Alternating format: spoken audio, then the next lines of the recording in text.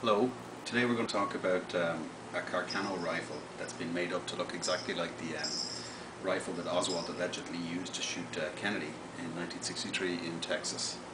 This is a M38 Carcano 6.5mm rifle that I bought off a guy in Pennsylvania. It's got mounted to it a Ordnance Optics Incorporated 4x18 scope. This is the exact one that Oswald had as well, with the same mount, same screws. Basically the entire rifle is as Oswald would have used his, except maybe without the sling, which I don't believe was a true rifle sling. It was like an M7 or M9 shoulder holster, jury rigged.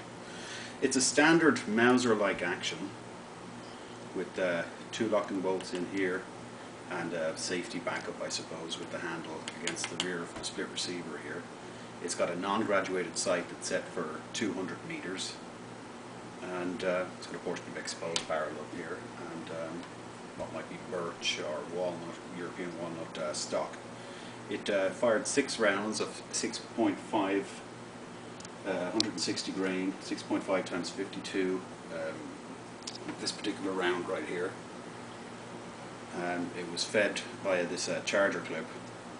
The whole clip would actually descend into the magazine, and as you cycled it out, a follower would push the new round up into place, and then eventually when all 6 were dispensed with, the clip would fall out this hole at the bottom, right here.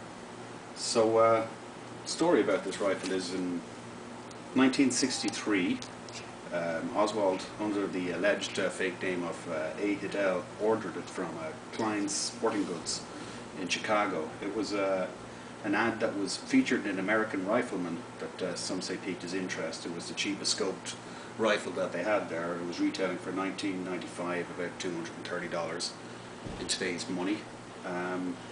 It was on in the February 1963 American Rifleman magazine, I believe, which is a publication that the NRA puts out now, if you're a paid up member with them.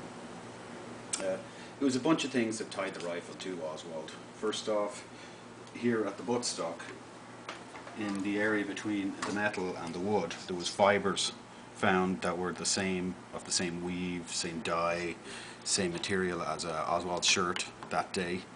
There was up here underneath the handguard, when this part here is removed, you'd have to take this screw out here, pull off the barrel band to remove the handguard.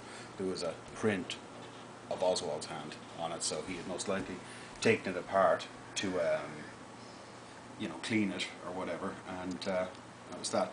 Now, some people say that the shot he took on Kennedy wasn't the first time he'd used this particular rifle in anger.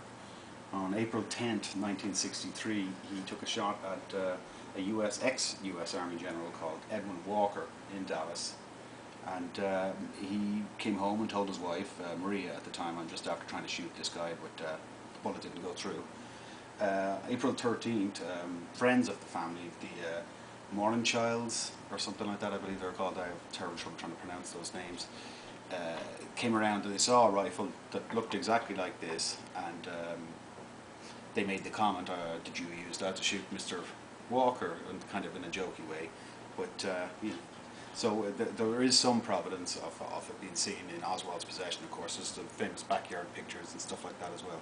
But I'm not going to go into it whether the whole thing was conspiracy or whatever. But the rifle itself is a very short carbine length, easily hidden under a long coat or whatever. Some people say that he arrived in the Texas school depository with a package of curtain rods, is what he claimed it was.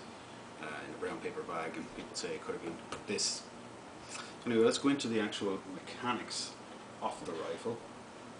It's as I said, a bolt action Mauser style, so you cock it there as you open it, and you're pulling it back like that.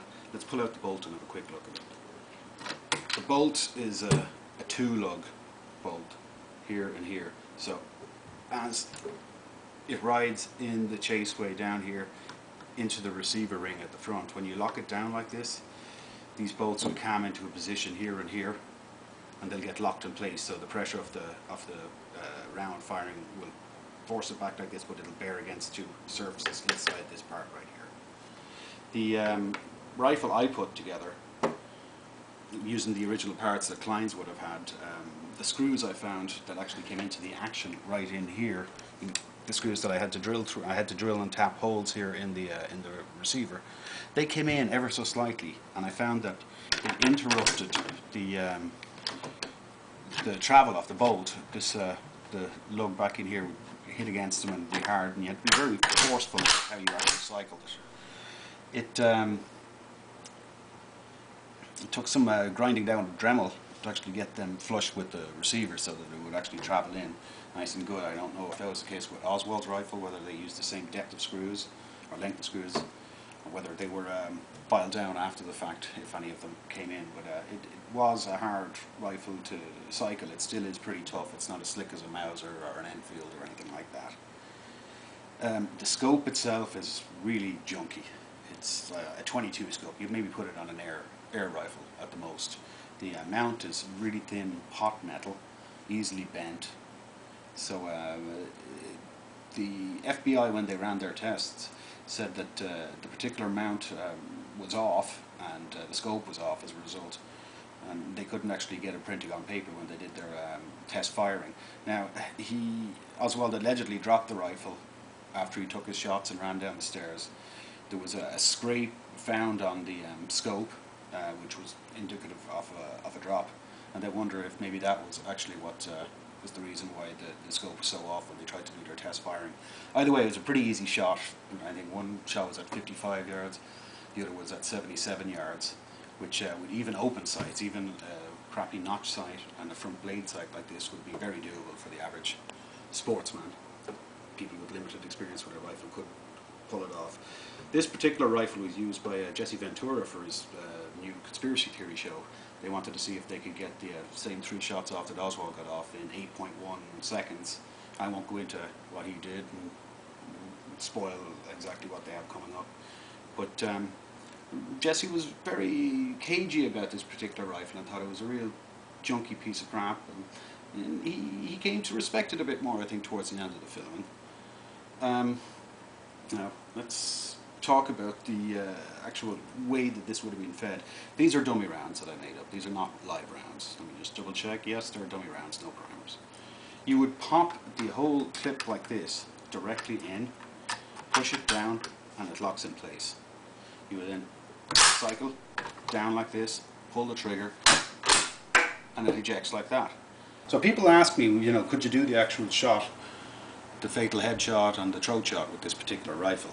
Yeah, I think you could. It'll print at about 3 inches at 100 yards. It's not a bad rifle. It's got a pretty good bore on it, good tight fit with the bullet inside of it. The problem is the scope is so small and it's so hard to reacquire your target. As you take your shot, we're completely empty. You shoulder it like this. You get yourself. You have to get the eye relief, of course, right on the scope, and that's very picky. Then you get your target, you pull your trigger, and it's such a hard action, you can't just nicely lift it like this. You're fighting all the way. You've lost your sight picture. The whole thing's gone. You pull this back, you cycle again. You're trying to get back onto target, you have to get your eye relief back and stuff. Some people think that after he took the shot on the Army General Walker, that he decided he wouldn't trust the scope and would use the actual sight. Now, this is pretty much easy to line up with the front. You have a much better sight picture, and the fatal headshot was at 77 yards or meters, and it would be very easy to accomplish that. It would probably be much easier to do all 3 shots that he took in 8.3 seconds thereabouts using the open sights. You could do it with this scope, but it wouldn't be my first choice at all. It's not really a high quality piece of glass, and it's hazy, it's crappy. Like I said, it's for a 22 or an air rifle. So anyway, that's my rifle here. Hope you liked my video.